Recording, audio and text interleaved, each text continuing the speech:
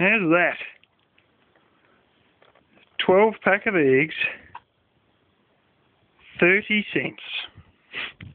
Now sure, they're out of date by tomorrow, officially. They give them 6 weeks, haven't been in the egg industry, I can tell you. They give them 6 weeks from the day that they're laid. But of course you can do the little float test where you put them in a cup and see if they float or they sink and all that, and that'll tell you if they're still good or not.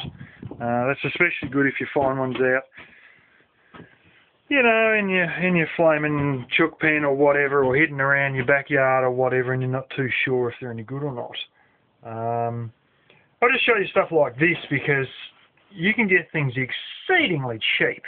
I mean, there's these up and go things that I've been getting that I got them for $4 for a pack of 12, and I went in there today and they had them so-called on special for $12 for a pack of 12. You know, and these ones I've got that I bought, they're like 2 weeks off the use-by date. You know, but if you use them up before then, well, there's not a problem, is it? So there you go. I've also gone and got some fuel, which I've just got out of the car, like, you know, jerry cans and that, for burning, because today's, what, Tuesday? And, well, the fire restrictions come off on Friday. So we're going to start burning stacks of stuff.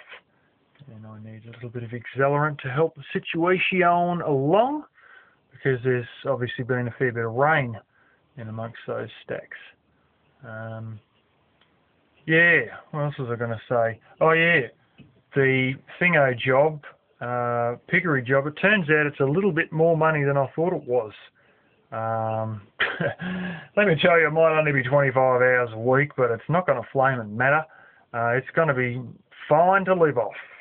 It's going to be probably more than double welfare money. It's going to be most likely more than what I've earned in some other jobs I've been in. Back in the, well, like 2005, I had a vineyard job.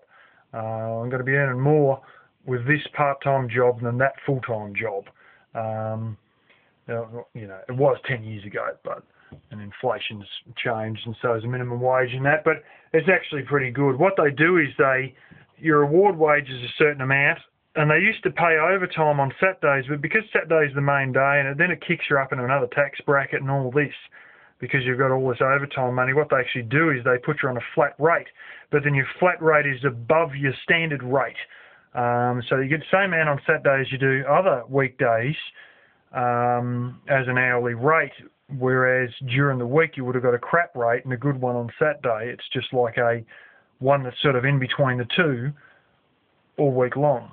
And they reckon it actually works out better tax-wise to get that. But yeah, I have sort of considered getting another sort of like a evening job or something like that, and I may do that. You know, there's fish and chip shops and pizza shops and that, and I've got to drive down the road a bit to get to them, but you know, it may give me a bit more dough. But I know one thing for certain: if I do that, I'm going to be running like a cut snake all weekend, and then have parts of the week off. And I like having parts of the week off and working afternoon shift and stuff like that, because you've got that time where you're not working and you've got quite a number of hours where the shops are open but you're not at work yourself.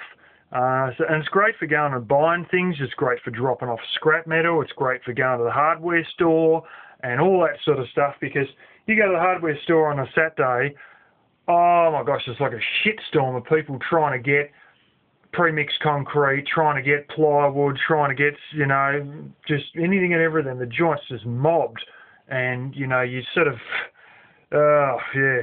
But if you go there, say, for instance, early Tuesday morning, there's barely anyone in the place.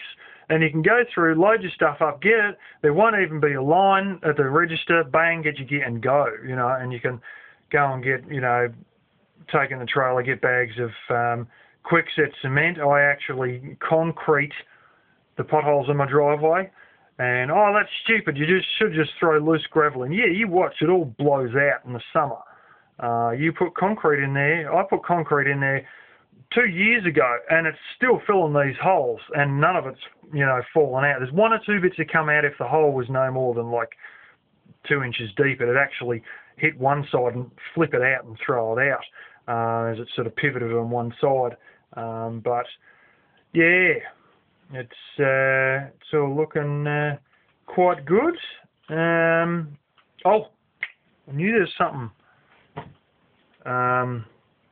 My father has gone and bought a large amount of fencing wire, and where that fence I replaced, it sort of follows the road along.